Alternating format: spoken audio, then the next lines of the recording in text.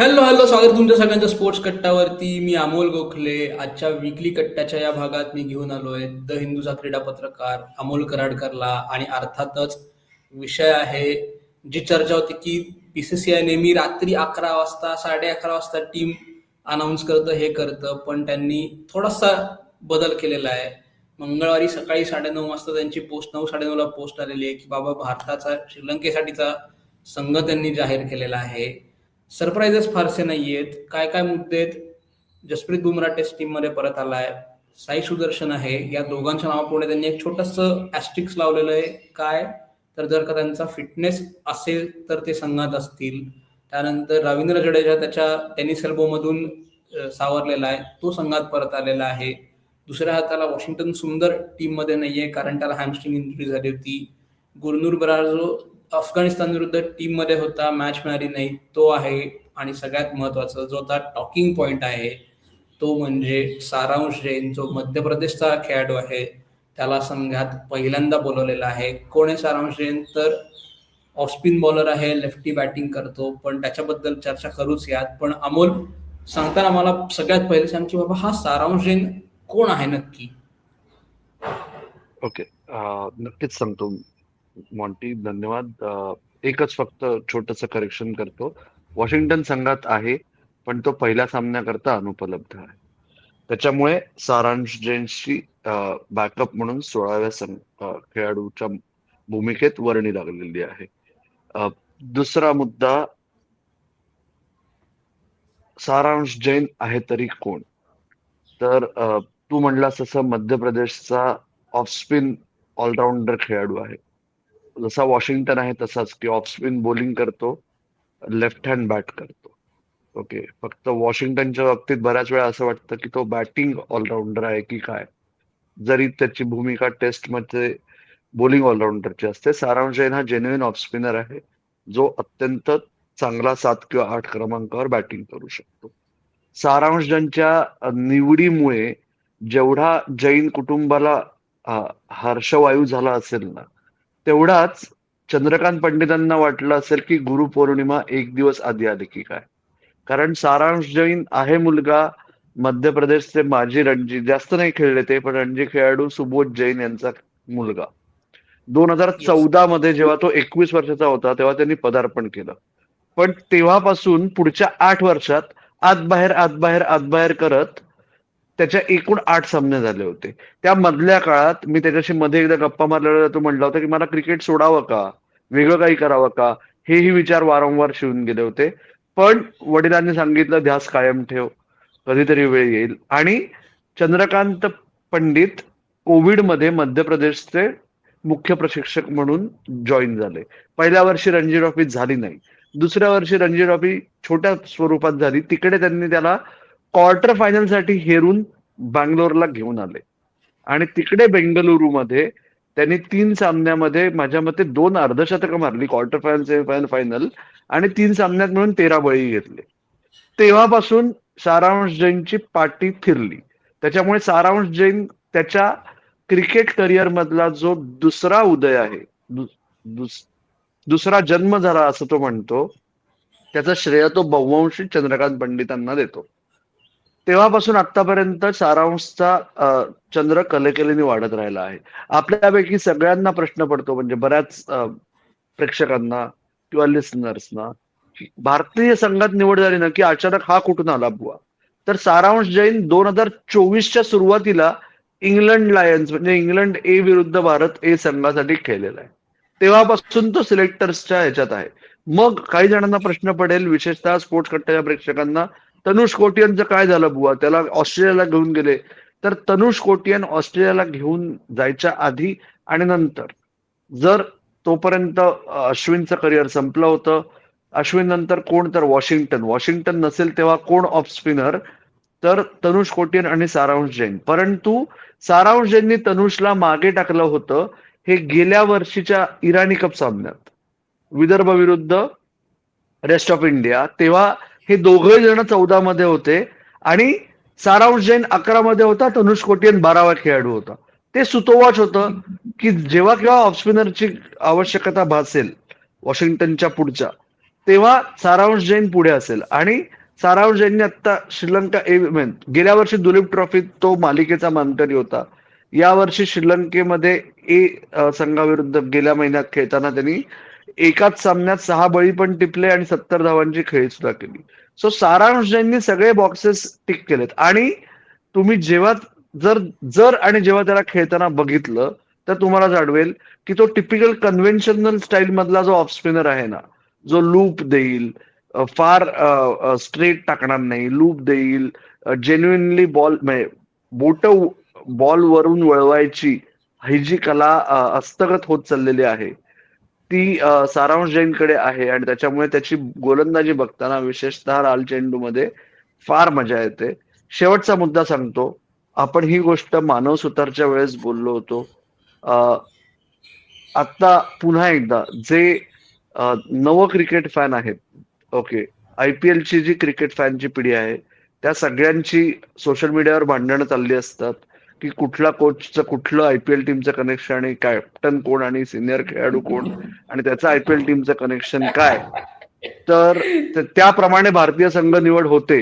हे जे मुद्दे असतात त्याला पुन्हा एकदा तडा देणारं सिलेक्शन म्हणजे सारांश जैन. IPL मधल्या आयच्या पण जवळ कधी तो आलेला नाहीये. एक्झॅक्टली. पण त्याची आता भारतीय कसोटी संघात वर्णी लागली आहे. कारण तो मध्य प्रदेशसाठी जे करतो, सेंट्रल झोनसाठी करतो, रेस्ट ऑफ इंडियासाठी करतो, भारत साठी करतो, या सर्वाच्या बळाच्या जोरावर. येस, म्हणजे मी इथे पटकन तेवढ्यात मला एक स्टॅट क्रिक इन्फो किंवा कुठेतरी मी बघितलं की जर का सारांश जैन खेळला ना तर तो तिसरा खेळाडू ठरेल जो IPLच्या आधी त्यांनी त्याचं कुठल्या तरी फॉर्मॅटसाठी इंडियासाठीचा डेब्यू केला असेल. पहिला कोण आहे? मुरली विजय IPL खेळायच्या आधी भारतासाठी टेस्ट खेळला होता. दुसरा आहे मोहम्मद शामी जो IPL खेळायच्या आधी भारतासाठी वन डे खेळला होता. आणि आता तिसरा कदाचित असेल सारांश जैन. जर तो खेळला तर IPL खेळायच्या आधी तो भारतासाठी टेस्ट खेळलेला असेल, म्हणजे ते पूर्ण होईल. आणि तुझं आता म्हटलास ना की त्याला तडा दिलेला आहे, तर आपण जे म्हणतो ना की कायम हा जो वाद होत असतो की तुम्ही बाबा डोमेस्टिक मध्ये तुम्ही तुमची घासताय, तुम्ही चांगलं करताय, पण तुमचं सिलेक्शन IPLच्याच परफॉर्मन्स वरती होणार आहे का? तर ते त्याला बरोबर त्यांनी एक गाव दोन तुकडे केलेत. डोमेस्टिक मध्ये चांगलं केलंय, तो आलेला आहे. आणि मग म्हणजे दुसरा मुद्दा या सगळ्याच्या मध्ये जो मला वाटतो ना की तू एपिसोड प्लग करूनच घेतो, म्हणजे चंदू पंडितांचा एपिसोड प्लग करायला ह्याच्यापेक्षा चांगला मुद्दा मला सापडला नाही की विनायक माने जे मुंबईचे माजी क्रिकेटपटू आहेत त्यांनी चंदू पंडितांबद्दलचा एक मस्त किस्सा सांगितलाय. तो तुम्ही नक्की बघा. तोही मी एपिसोडमध्ये किंवा आमच्या डिस्क्रिप्शन मध्ये तुम्हाला हे करतो. पण मग ह्याच्यात चंदू पंडितांचं किती मोठं क्रेडिट आहे की असा खेळाडू जो 8 वर्षात 8च मॅचेस खेळलाय. कुठेतरी मॅचेस मध्ये बघितलं, दिसलं, कोणीतरी सांगितलं की अरे हा चांगला आहे, ह्याला बघा, आणि त्याला घेऊन जाणं आणि मग त्याचं चक्र फिरण्याच्या चंदू पंडितांचं किती क्रेडिट आहे यार. खूप. कारण मुख्य चंद्रकांत पंडितांचा बेसिक KRA काय असतो की संघ जिंकवण्याची जबाबदारी ते घेतात. त्याच्यामुळे जिंकण्यासाठी काय पण. आणि त्याच्यामुळे ते असे खेळाडू हेरत असतात, विशेषतः सुरुवातीच्या काळात, की ज्यांना खूप भूक आहे, ज्यांना खूप दाखवून द्यायचंय, स्वतःच सिद्ध करायचंय आणि त्यांच्यामुळे आपोआप संघाला फायदा होतो. अशा खेळाडूंना स्वतःच्या स्टेंटच्या सुरुवातीच्या काळात चंद्रकांत पंडित खूप संधी देतात, जे आपण विविध संघांसाठी पाहिलं, विदर्भासाठी पाहिलं, आता मध्य प्रदेशसाठी बघतोय. त्यातलाच एक नाव सारांश जैन आहे. आणि त्याच्यामुळे सारांश स्वतःच क्रेडिट देतो चंद्रकांत पंडितांना. आपण फक्त अजून एक सलाम करू शकतो. येस. आणि आपण आता एका खेळाडूबद्दल बोललो की ज्याला पहिल्यांदा टीम मध्ये घेतलंय. दुसरा एक खेळाडू आहे, थोडासा त्याच्यापेक्षा वयाने 3-4 वर्ष मोठा आहे, पण तो संघात परत आलाय. म्हणजे असं वाटत होतं की बाबा त्याचं करिअर संपलं का काय. पण मग ह्याच्यात जडेजा परत आलाय, अक्षर पटेल टीम मध्ये नाहीये, बरोबर. मग हे परत कसं इक्वेशन येणार आहे? आता आपण हे धरून चालू की अक्षर पटेलला मर्यादित षटकांसाठी बघितलं जात आहे पुढची काही वर्ष, जोपर्यंत जाडेजा आहे तोपर्यंत. जाडेजा नंतरचा लेफ्ट आर्म स्पिनर मानव सुतर उदयास आलेला आहे. त्याने अफगाणिस्तान विरुद्ध अत्यंत इम्प्रेसिव्ह पदार्पण केलं आणि अक्षर पटेलचं बॅडलक म्हणू शकू. पण रवींद्र जाडेजाच्या बाबतीत जे विनाकारण प्रश्न उपस्थित होत होते, म्हणजे एकीकडे आपण असं म्हणतो की निवड समिती काय, संघ व्यवस्थापन काय, कुठलंही कारण काहीही देत नाही. आणि जेव्हा ते स्वतःहून सांगतात, म्हणजे अफगाणिस्तानच्या सिलेक्शनमध्ये निवड समिती प्रमुख अजित आगरकर म्हणले होते की माझं जाडेजा बरोबर बोलणं झालेलं आहे, त्याला आता फक्त रेस्ट दिलेली आहे आणि तो कसोटी संघात भारताचा सर्वात प्रमुख खेळाडूंपैकी एक आहे. एवढं सगळं स्पष्ट शब्दात बोलूनही गेल्या आठवड्यावर आपण बघत होतो की विविध मीडिया आउटलेट्समध्ये, विविध सोशल मीडिया चॅनल्सवर रवींद्र जाडेजाचं करिअर संपलं का या वावड्या उठत होत्या. त्याचं मला काही समजत नाही. रवींद्र जाडेजा ही वर्ल्ड टेस्ट चॅम्पियनशिप सायकल संपेपर्यंत तरी, किंबहुना रवींद्र जाडेजाचा जोपर्यंत दोन्ही डिपार्टमेंटमध्ये, फिल्डिंगमध्ये कधीच त्याचा फॉर्म जाणार नाहीये. ओके, बॅटिंग आणि बॉलिंग या दोन्ही डिपार्टमेंट्समध्ये जोपर्यंत त्याचा फॉर्म जात नाही तोपर्यंत रवींद्र जाडेजाला हातही कोणी लावू शकत नाही. अशी त्याची कामगिरी आहे गेल्या 5 ते 7 वर्षात कसोटी क्रिकेटमध्ये, गोलंदाज म्हणूनही आणि फलंदाज म्हणूनही. त्याच्यामुळे रवींद्र जाडेजा जरी आता, म्हणजे एकीकडे असं मला वाटतं कधी कधी की आता विराट गेला, रोहित गेला कसोटीमधून, अश्विनही गेला, आता कोण? ओके, पुढचा मासा गळाला कोण लावायचा, याच्यासाठी ते रवींद्र जाडेजाचा कायम विषय होतो की काय, अशी मला कधी कधी भीती वाटते. पण तो कुठेही जाणार नाहीये, तो अत्यंत महत्वाचा खेळाडू आहे.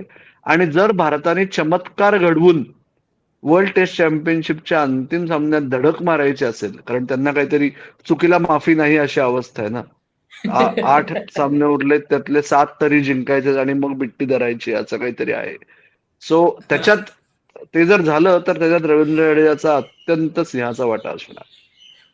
हा म्हणजे काल का परवाच सोशल मीडिया सगळं फ्लड झालं होतं ना, ज्या मॅच मध्ये आपण इंग्लंडमध्ये ड्रॉ केली, रवींद्र जडेजाने सेंचुरी केली, कालच त्याचं सगळ्यांनी उदं उदं करून झालं. 4 दिवसापूर्वी जडेजा संपला, जडेजा संपला, जडेजा संपला. पण दुसरा मुद्दा तुझे म्हटलास की याच्यात एक्सप्लेनेशन दिलेलं आहे, बुमराच्या नावापुढे ऍस्टेक्स आलेलं, हे मागचे 2 महिने म्हणा, म्हणजे जेवढं केवढं क्रिकेट जून पासून आतापर्यंत झालं आहे तेवढ्या ह्याच्यात प्रत्येक सिरीज गणिक, सिरीजच्या मध्यागणिक कोणी ना कोणीतरी प्लेअर जातोय. म्हणजे एक सिरीज अशी गेली नाही टीमची की बाबा 15 खेळाडू आहेत जे कायम सिलेक्शनसाठी अवेलेबल होते, कोणी ना कोणीतरी इंजोर्ड झालाय.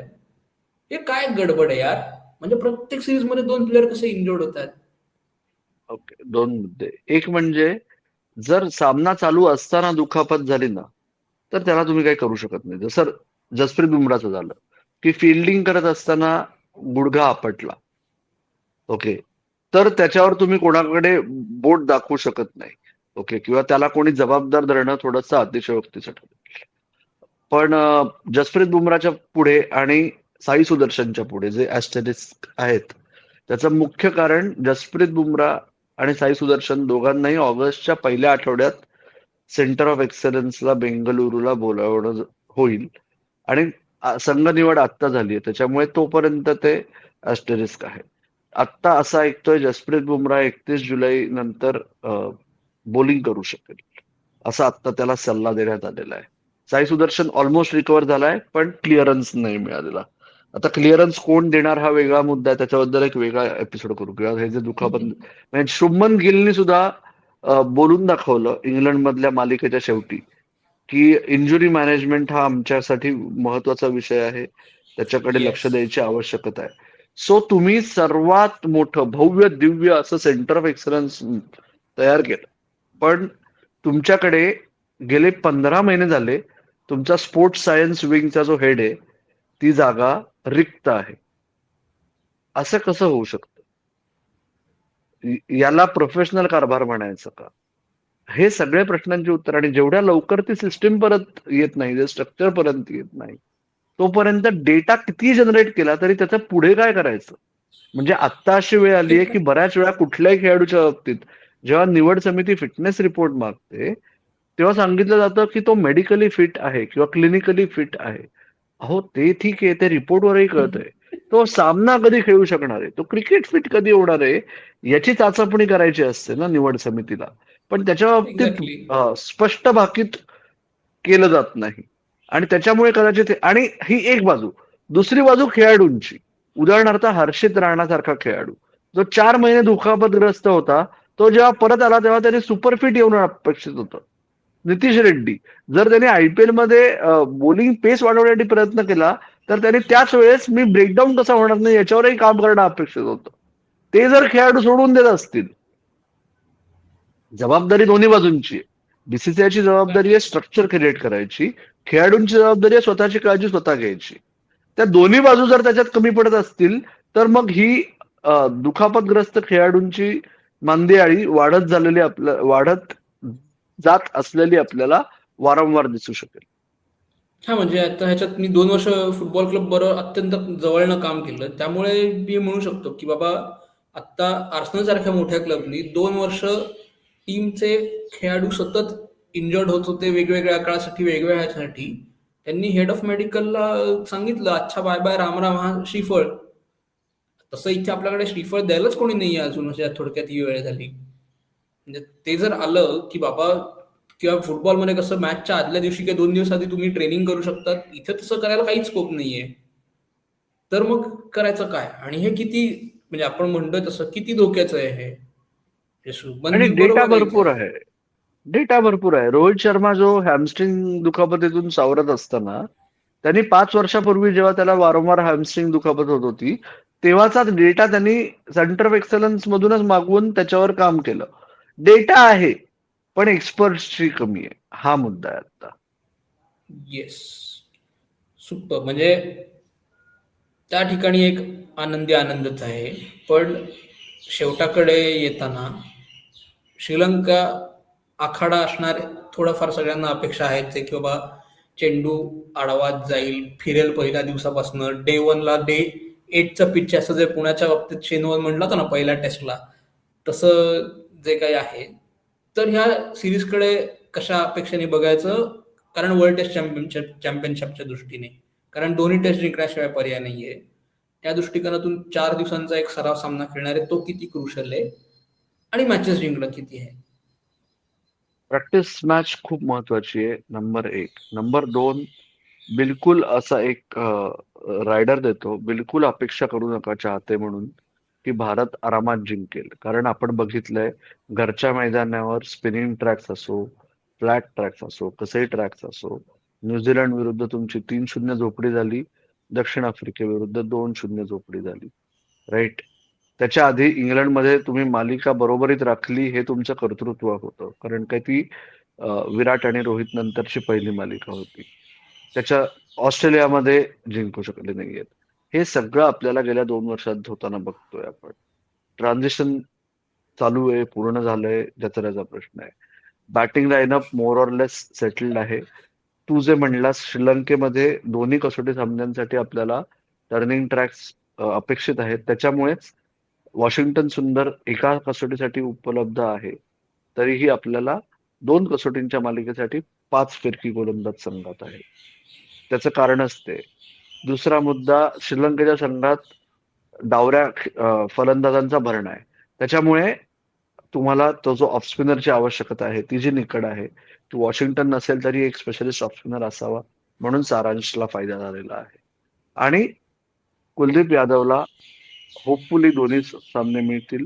आणि आता कुलदीपवर मदार आहे की त्याचं संघातलं स्थान आढळ आहे हे सिद्ध करायचं.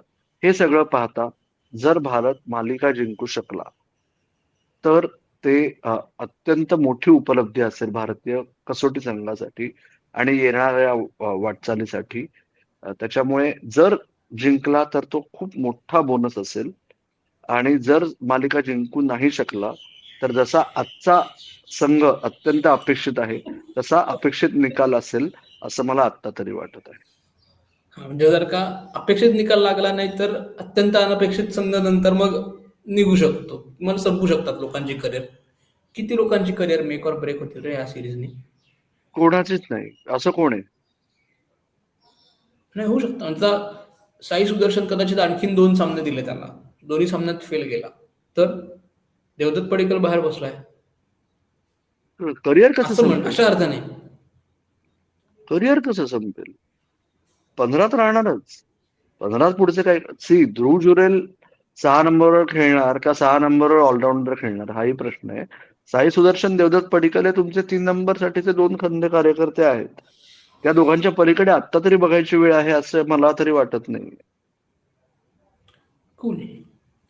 ठीक आहे, आशा करूयात की तो खेळेल. म्हणजे त्यांनी ज्या प्रकारे तो IPL मध्ये खेळतो चांगला, त्या प्रकारे टेस्ट मध्ये खेळेल अशी आशा करूच यात. तर मला वाटतं हीच ती वेळ, हाच तो क्षण, हा एपिसोड संपवायची. अमोल, धन्यवाद. तुम्हाला जायच्या आधी परत एकदा हे सांगतो की तुम्हाला जर का स्पोर्ट्स कट्टावरती आमच्या बरोबर गप्पा मारायला यायचं असेल तर आमच्या युट्यूब चॅनलवरती जा. तिथे जॉईन ऑप्शन आहे, तिथे सबस्क्राईब करा आम्हाला. जिथे कट्टर कट्टेकरी हा ऑप्शन तुम्ही निवडला तर तुम्हाला आमच्याबरोबर गप्पा मारायला येता येईल. आम्ही जो मेंबर्स एक्सक्लुझिव्ह कंटेंट करतो तोही तुम्हाला बघता येईल. त्याचबरोबर मी आता जे उल्लेख केलेत विनायक मानेंचा एपिसोड, त्याची लिंक मी डिस्क्रिप्शन मध्ये देतोय, तो तुम्ही नक्की बघा. तुम्हाला स्पोर्ट्स कट्टावरती अजून काय कंटेंट बघायला आवडेल तेही आम्हाला सांगा. अमोल, पुन्हा एकदा तुझे धन्यवाद. आत्ता मात्र आम्ही थांबतो. तुम्ही मात्र ऐकत राहा, बघत राहा आणि आमची वाट पाहत राहा. धन्यवाद. धन्यवाद.